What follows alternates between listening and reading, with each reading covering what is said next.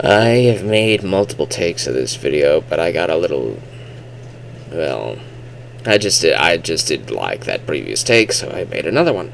And then I made another one, and now we're making this one. This is just something that I feel like I had to make after finding out the news yesterday of a very tragic passing of my childhood hero, Akira Toriyama. Akira Toriyama, I learned as a person later on in my early mid-teen years, but Dragon Ball as an IP was a part of my life since I was like, 5? I can remember it was raining outside, and I went into my room, I turned on my brother's TV, and the channel that it was on was Cartoon Network, or was it something else? I forget which channel it was. Multiple channels had Dragon Ball at the time, but Dragon Ball was on. I can't remember exactly what episode, but it was maybe in the Frieza arc, I think the Frieza arc. But I would know it at the time, but from that day forward, all the way to today, I would be a Dragon Ball fan. From that first day I watched that on a rainy day, I would watch it every day at the same time it came on, subsequently. All the way until Toonami stopped being a weekday thing. Toonami, right before it died, weekdays, it died, had nothing but Dragon Ball. It was just a Dragon Ball celebration, basically. It had an episode of OG Dragon Ball, and then maybe, I think, 2 episodes of C, and then an episode of GT. It was all over the place. It was just Dragon Ball, constantly.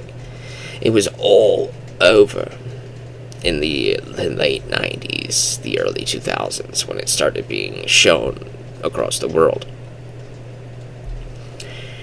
It became very important. It shaped the childhoods of so many people growing up, myself included, that when something like this hits you, if you're still a fan, if you're still in this fandom, when it hits you, it could really hit you, because it's been a part of your life since as far back as you could remember.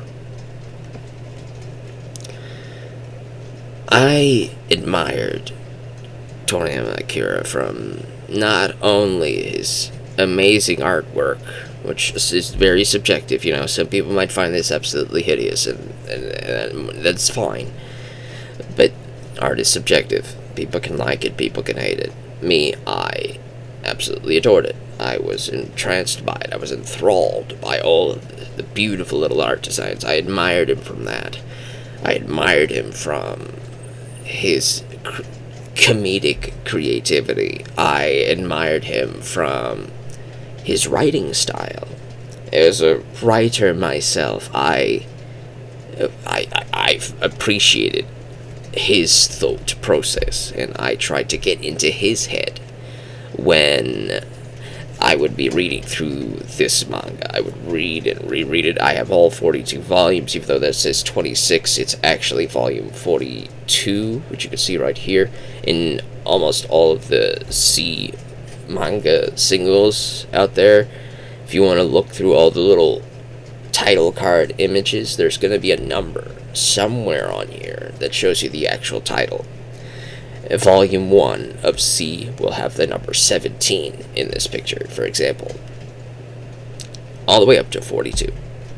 And they even say it somewhere around here. Yeah, they'll say it here. This is volume 26 for C, but then you see DB 42 of 42.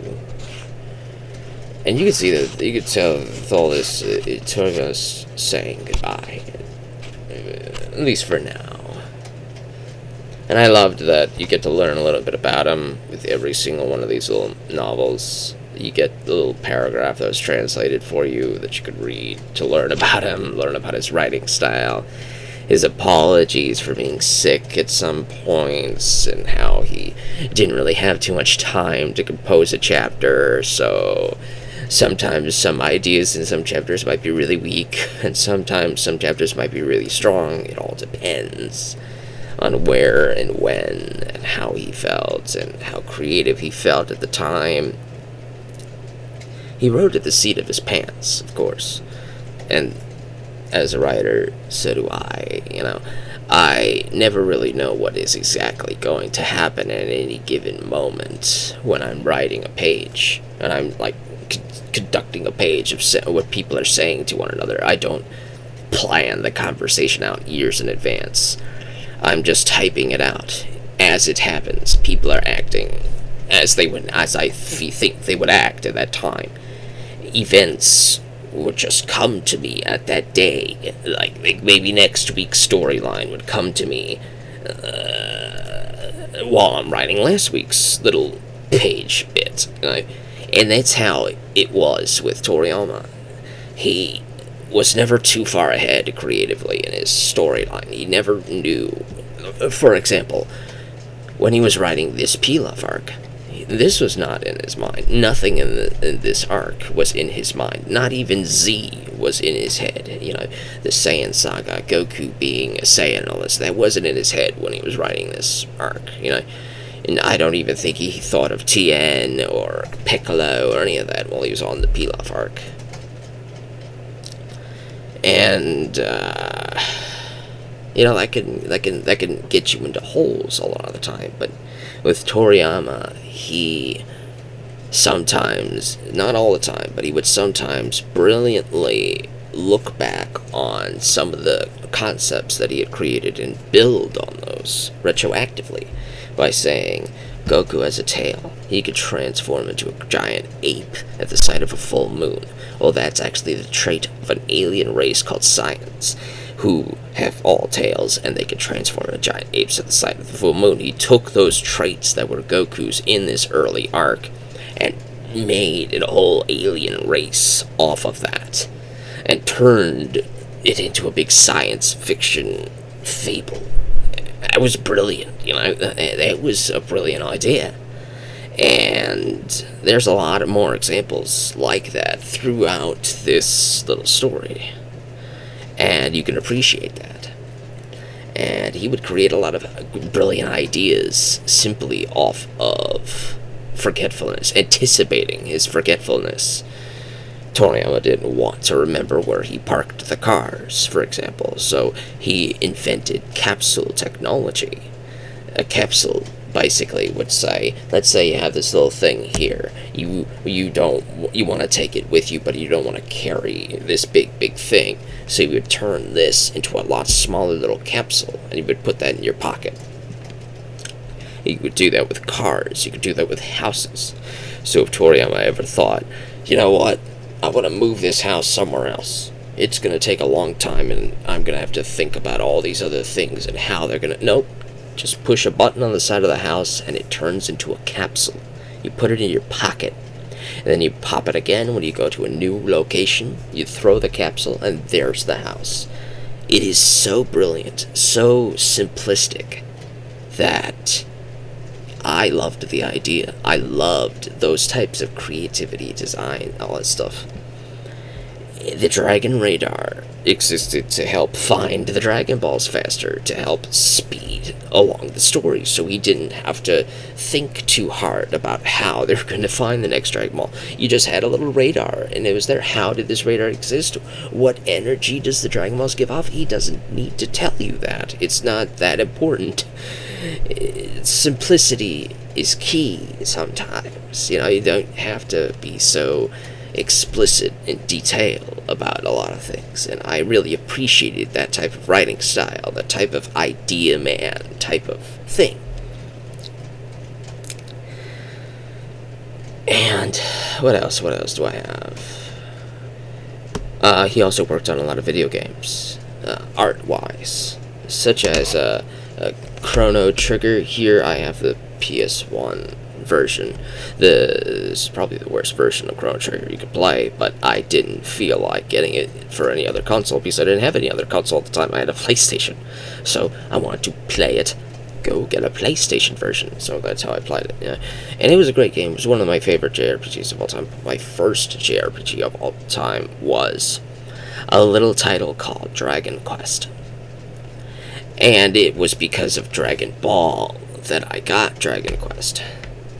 I didn't plan this video out, so I don't have the copy of Dragon Quest 8 pulled out for you to look at because, I didn't feel like going to go find it or whatever.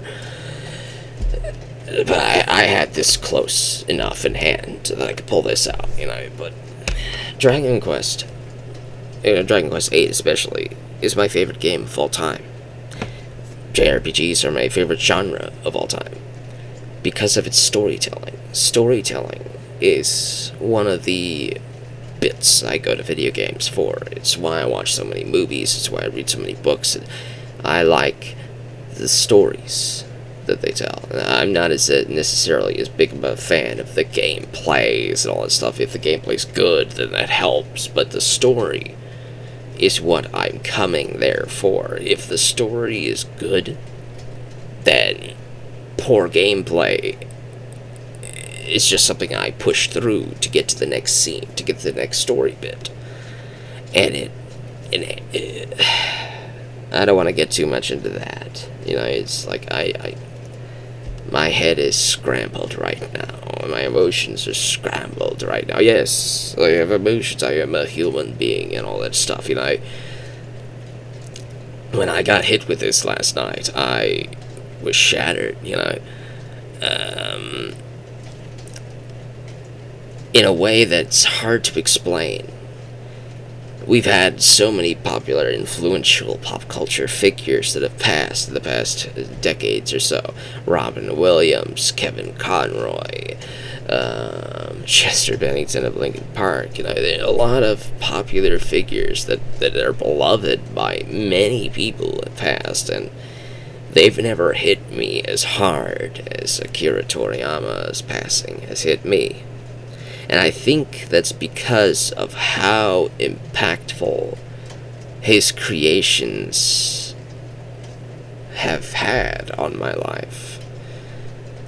I have grown out of some of my favorite fandoms over the time. With Pokemon, I loved it in the late 90s. I loved it in the early 2000s. But after Generation 3, I stopped playing the games. I stopped collecting the games. I stopped watching the anime. I fell out of it. I still loved the earlier parts of Pokemon, but I wasn't an active part of that fandom. Same with Yu-Gi-Oh! After the Yugi and Kaiba shtick, when they went into GX and onwards, I fell out of the fandom. I wasn't part of it anymore. I still love the original Yu-Gi-Oh! Obviously, but I'm not a fan of Yu-Gi-Oh! As a whole, only parts of it. With Dragon Ball, it's different. I have been a fan of Dragon Ball since that rainy day as a 5-year-old, all the way to now. All the way to now. I have been discussing Dragon Ball on this channel even, as of like last week or so. I was talking about the Tenkaichi 4 potential roster and my worries about it. I never left the Dragon Ball fandom. So, when your childhood hero passes, that hits you like a truck. It hits you, man. Something that has shaped so much of your life.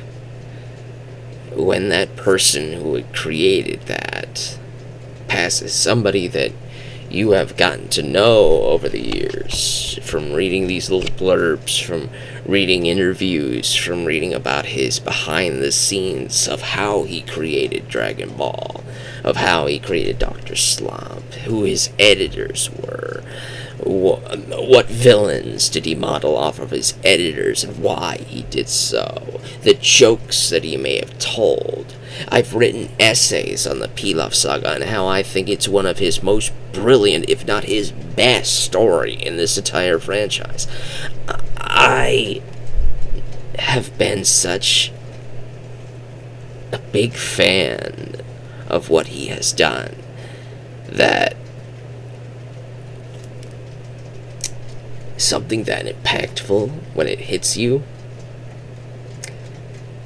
I was at a loss for words for a long time. When I learned about it, it's like time stopped. When I read that Akira Toriyama was dead, I saw the words, and it was like all sound left the room. All sound left the room. I stopped breathing for a second. Just for a split second, everything stopped. And then then things pick up again, and sound comes back. Your heart starts beating again. Everything comes back. Reality doesn't wait for you, but it waited for a very split second for me. Just a very split second, everything stopped when I looked at that. And then it comes back, and it's like, wow. Just wow. That's never happened to me before, except for deaths in my immediate family, close family members. I've never been this impacted by by a celebrity death. Kevin Conroy was a big loss. I was a big fan of the Batman the Animated Series, but I got over it. This is even bigger than that to me, this was... I don't have words. I can't really describe to you why, but I just want to implore you to understand.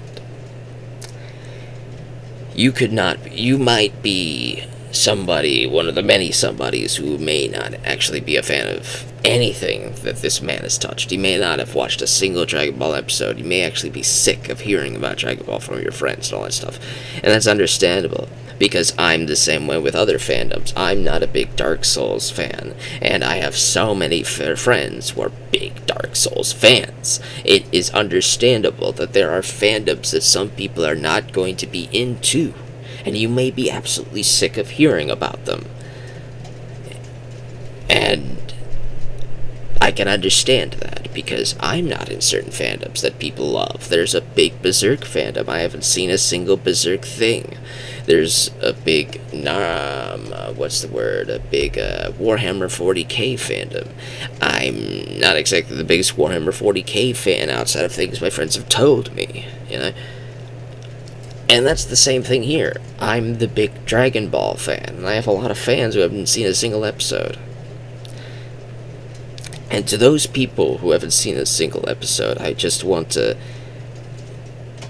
ask you to be understanding at this time, during this time period.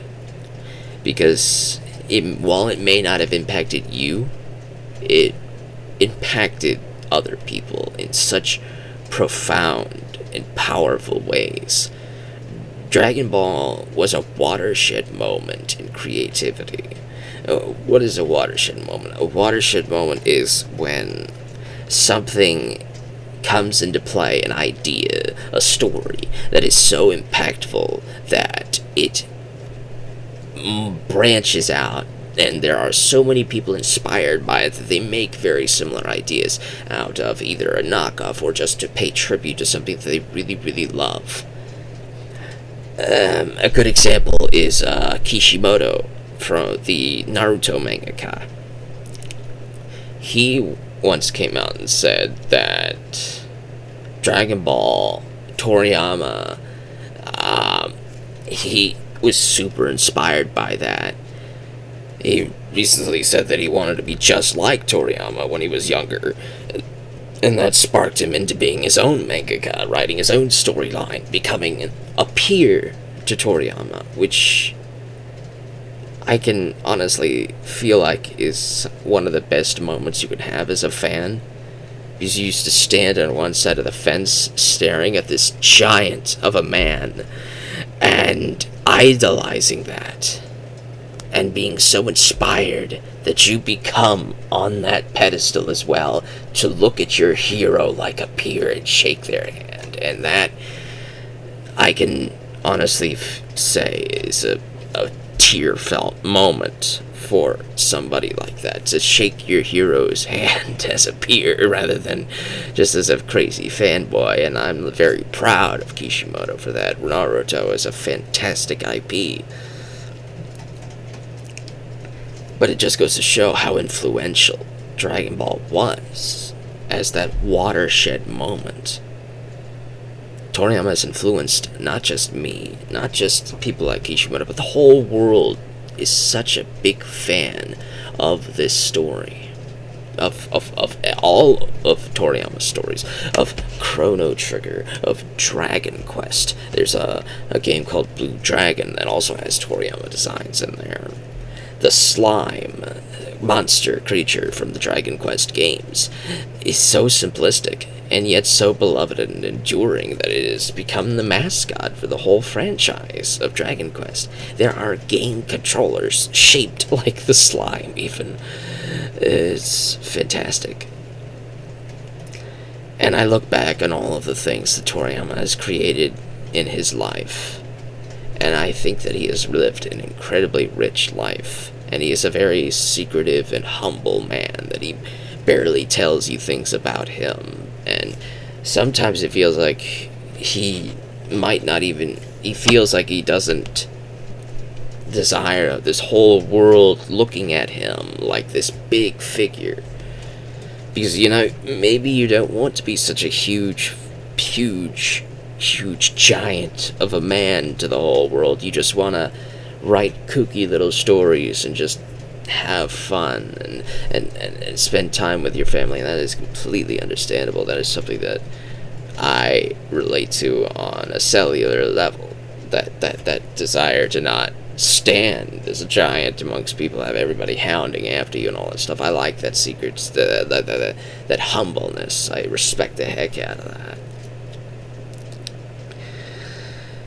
In closing, I guess I want to say that, going back to that being understanding bit, you're going to be seeing a lot of Dragon Ball related material, a lot of memorandums, a lot of tributes, a lot of people saying goodbye to their childhood hero.